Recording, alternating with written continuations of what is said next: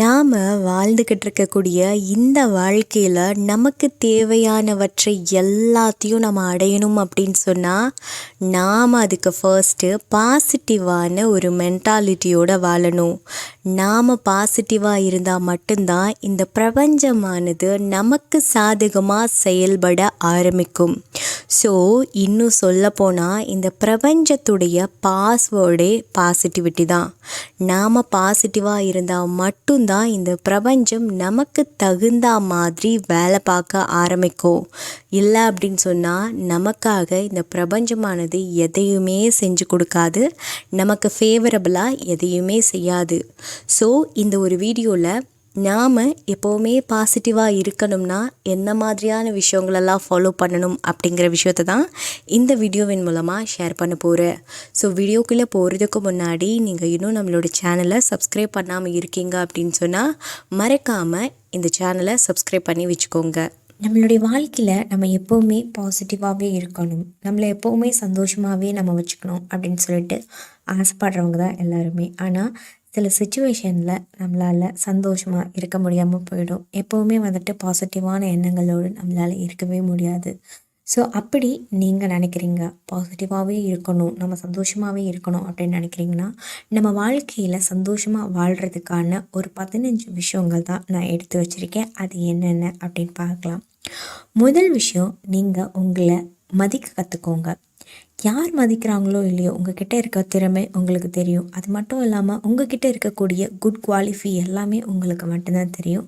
So அதனால் நீங்கள் அதை நினச்சி பெருமைப்படுங்க. நீங்கள் உங்களை முதல்ல மதிங்க, உங்களை நேசிங்க. உண்மையான நண்பர்களை மட்டுமே உங்கள் கூட வச்சுக்கோங்க. பார்த்தீங்க அப்படின்னா தப்பானவங்க இருக்காங்க, என்ன பண்ணுறது, சகிச்சுட்டு தானே ஆகணும் அப்படின்னு சொல்லிட்டு நீங்கள் அவங்க கூடவே இருந்தீங்க அப்படின்னா எப்போவுமே உங்களை சுற்றி ஒரு நெகட்டிவான வைப்ரேஷன் இருந்துகிட்டே தான் இருக்கும். ஏன் அப்படின்னா எந்த நேரத்தில் அவங்க நம்மளை காலை வருவாங்க அப்படின்னு நமக்கே தெரியாது. ஸோ அதனால் கேர்ஃபுல்லாக இருக்கேன் அப்படிங்கிற பேரில் அவங்கக்கிட்ட இருந்து எப்போவுமே சந்தேகத்தோடையே நாம் இருந்துகிட்ருப்போம். ஸோ அதனால் நல்ல நண்பர்களை மட்டுமே, உண்மையான நண்பர்களை மட்டுமே கூட வச்சுக்கோங்க. மூன்றாவது விஷயம் என்ன அப்படின்னு சொல்லி பார்த்தீங்கன்னா, எப்பேற்பட்ட கஷ்டம் வந்தாலும் மனம் விட்டு வாய் விட்டு வெளிப்படையாக சிரிங்க. நீங்கள் சிரிக்கிறதுனால சிலருக்கு இரிட்டேட்டிங்காக இருக்கும். என்னடா இவன் இவ்வளோ கஷ்டமான சுச்சுவேஷனில் கூட சிரிச்சிட்டு இருக்கான் அப்படின்னு சொல்லிட்டு. ஆனால் உங்களுக்கு மட்டும்தான் தெரியும் அது அந்த கஷ்டமான சுச்சுவேஷனை ஃபேஸ் பண்ணுறதுக்கான ஒரு ஆயுதம் அப்படிங்கிறது. ஸோ அதனால் எப்போவுமே மனசை விட்டு வாய் வெளிப்படையாக சிரித்து எப்போவுமே வாழ்க்கையை அழகாக்குங்க. வாழ்க்கையில் எப்போவுமே பொழுதுபோக்கு அப்படிங்கிறது வேணும். ஏன் அப்படின்னா ஒரு சில நேரங்களில் நமக்கு போர் அடிக்கும் போதோ, நமக்கு மன சங்கட்டமாக ஃபீல் பண்ணும் பொழுதோ நமக்கு பிடிச்ச மாதிரியான பொழுதுபோக்கு விஷயங்களை ரசிப்போம்.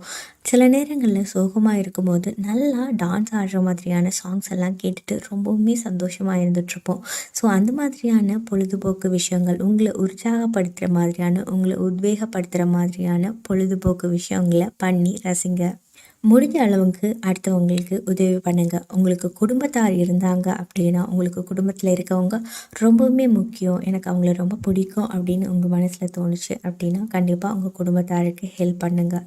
அது இல்லை அப்படின்னா உங்கள் ஃப்ரெண்ட்ஸ்க்கு ஹெல்ப் பண்ணுங்கள். அதுவும் இல்லை அப்படின்னா யார் நம்மளால் கஷ்டப்பட்டுட்டு இருக்காங்களோ அவங்கக்கிட்ட முடிஞ்ச அளவுக்கு சந்தோஷமாக பேசுங்க. அவங்களுக்கு அதுவே பெரிய உதவியாக இருந்துகிட்ருக்கும்.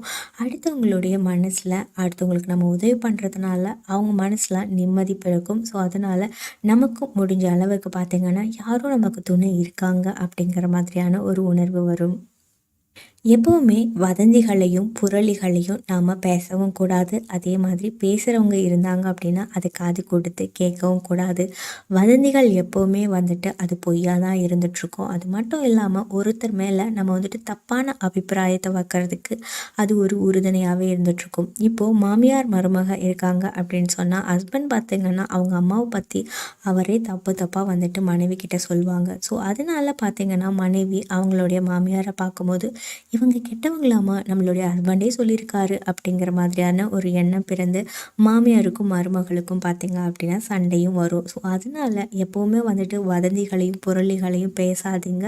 அடுத்தவங்க உங்ககிட்ட பேசினாலும் அதை காது கொடுத்து கேட்காதீங்க. அது நம்ம வாழ்க்கைக்கு ரொம்பவுமே கெடுதலை கொடுக்கக்கூடிய விஷயம். வாழ்க்கையில் எப்போவுமே நடந்து முடிஞ்ச அழகான மகிழ்ச்சியான விஷயங்களை அப்பப்போ நினச்சி பார்த்து சந்தோஷப்படுங்க. அதே சமயம் கஷ்டமான கடந்த காலமெல்லாம் இருக்கும் இல்லையா, அதை பற்றி என்றைக்குமே யோசிக்காதீங்க.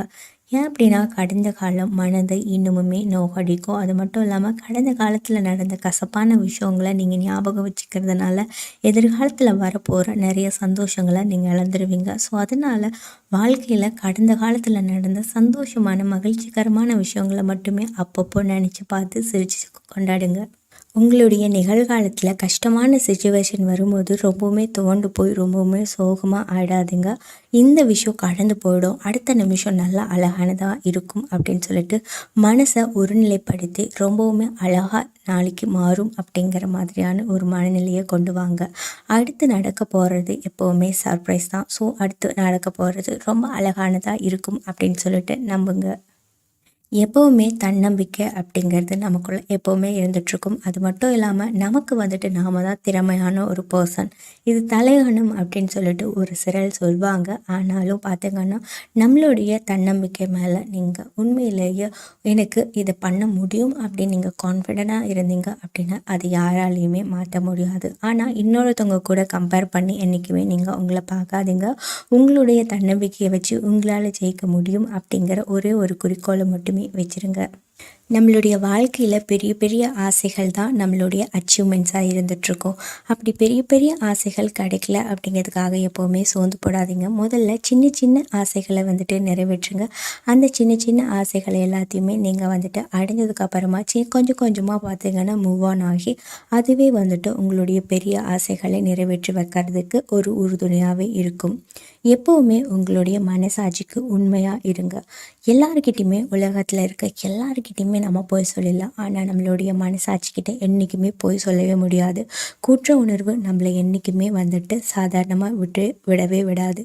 ஸோ அதனால் எப்போவுமே உங்களோட மனசாட்சிக்கு நேர்மையாக நடந்துக்கோங்க. அதுதான் நம்ம எல்லாருக்குமே நல்லதும் கூட. நம்ம வாழ போகிற வாழ்க்கையானது கொஞ்சம் காலம்தான். ஒரு சிலருக்கு 50 வருஷமாக இருக்கலாம், அல்லது ஒரு சிலருக்கு 70-80 வருஷமாக இருக்கலாம்.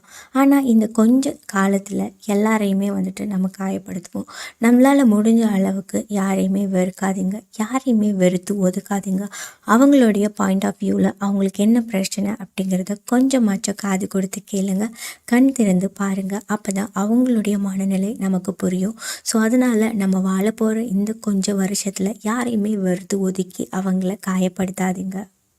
எப்பேற்பட்ட இக்கட்டான சூழ்நிலை வந்தாலும் கவலைப்படுறது அப்படிங்கிறது மனிதனுக்கு இடையில் இருக்கக்கூடிய ஒரு சாதாரண விஷயம்தான். அப்படி இருக்கும்போது எவ்வளோ பெரிய விஷயம் வந்தாலும் கவலைப்படாத, இந்த நிலை மாறிடும் அப்படிங்கக்கூடிய ஒரு மோட்டிவேஷ்னல் ஸ்பீச் வந்துட்டு ஈஸியாக கொடுத்துட முடியும். ஆனால் அதை ஃபாலோ பண்ணுறது ரொம்பவுமே கஷ்டம்.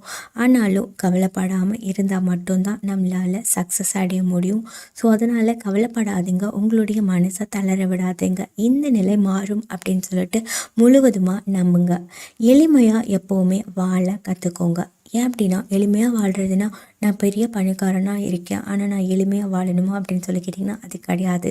பணக்காரன் ஏழை அப்படின்னெல்லாம் எதுவுமே பார்க்காம, உயர்ந்தவன் தாழ்ந்தவன் அதெல்லாம் பார்க்காம எல்லாரு கூடவும் அன்பாக சிரித்து பேசுங்க. எல்லாரு கூடவும் அன்பை ஷேர் பண்ணுறதுனால எவ்வளோ நல்லது இருக்குது தெரியுமா? அடுத்தவனுடைய மனசை நம்ம சந்தோஷப்படுத்தி பார்க்குறதுல கடவுள் வாழ்கிறாரு. ஸோ அதனால எல்லாரு கூடவுமே சிரித்து சந்தோஷமாக பேசுங்க.